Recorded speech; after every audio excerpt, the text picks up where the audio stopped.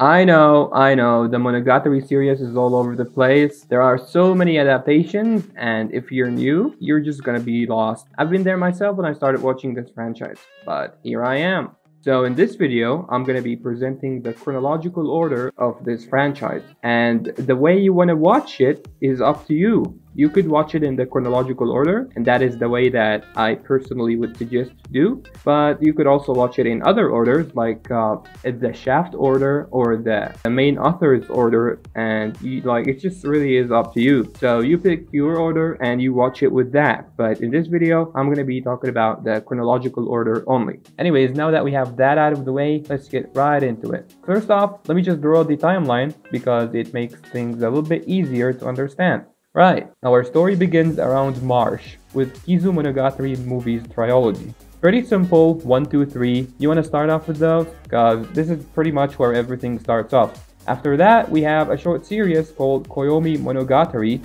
which is an anime adaptation that has 12 episodes. Each is 10 minutes. It's a really short story, and it doesn't add up to the story with the exception of the last 2 episodes of it, because they have some key points that you'll need if you want to understand what happens in the later arcs. They are short stories, not really a must-watch, so you can skip them if you want to, but I'm still going to include them in the timeline. Anyways, after Kizu Monogatari's trilogy, we have our first Koyomi Monogatari's episode, Koyomi Stone. I'm going to call it KM for short reference in the future. Then we have our next main arc of the story, which is Neko Monogatari. Now, Neko Monogatari has 2 parts, white and black. For now, we only need black because white happens later on in the timeline. After Neko Monogatari, we have another KM episode, Koyomi's Flower. Then we have Bake Monogatari, which is probably one of the most popular parts of this franchise. It used to serve as a really good start point, but now we have the Kizu Monogatari movies, which serves as the ideal start point in my personal opinion. After that, we have 3 other KM parts, 2 that happens in between June and July, Koyomi's Sand and Water, and 1 that happens after July, Koyomi's Wind. Then happens the next main story arc, of whom which is Nisei Monogatari. This is really a one that you don't want to be missing out on because history was made in this anime. Now, this is where it gets a little bit confusing because we have this anime adaptation, the Monogatari series 2nd season, and it consists of 5 stories that are not presented in a chronological order in the anime. So watching it normally, like episode 1 to 26, is not what you want to be doing. So we are going to separate these stories into different small animes and then watch them in the chronological order that adds up into this timeline. So first of all, we have Neko Monogatari's 2nd part, White. It is episodes 1 to 6 from the 2nd season adaptation.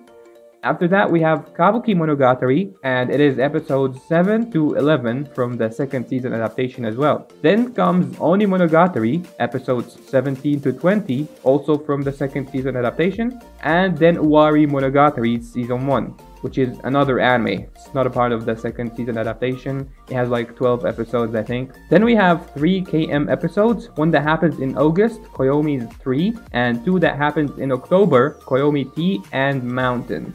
After that, we have Otori Monogatari, which is also a story from the 2nd season adaptation, episodes 12 to 16. Then we have a short time skip, kinda, that happens in between November and January. And during that, we have another KM episode, Koyomi's Taurus. Then we have 2 parts that has no adaptations as of right now, only light novels. Oroka Monogatari, that consists of 3 stories. And here we have Sodachi Fiasco, and Waza Monogatari that also has 3 different stories, and Tsubasa's sleeping is what happens in here. Then in January, Koyomi episodes 21 to 26. Then another KM episode, Koyomi's Seed, and then in February we have Tsuki Monogatari. After Tsuki Monogatari, we have The Last is Nothing and Koyomi's Death. Don't worry, it's not a spoiler, it's quite literally the name of the episode. And then we have the last 3 wrap-up parts, Uwari Monogatari's Season 2, Zoku Uwari Monogatari, which is the last adaptation of the franchise as of right now, and finally, Hana Monogatari.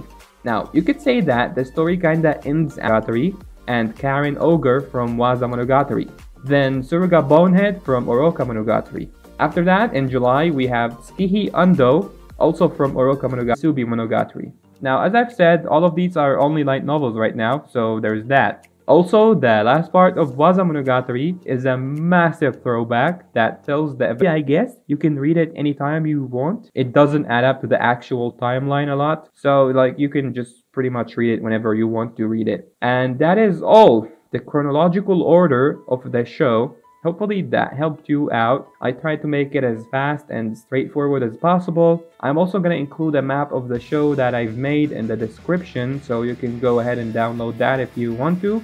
That'll be it for me. Thank you for watching and have a good day.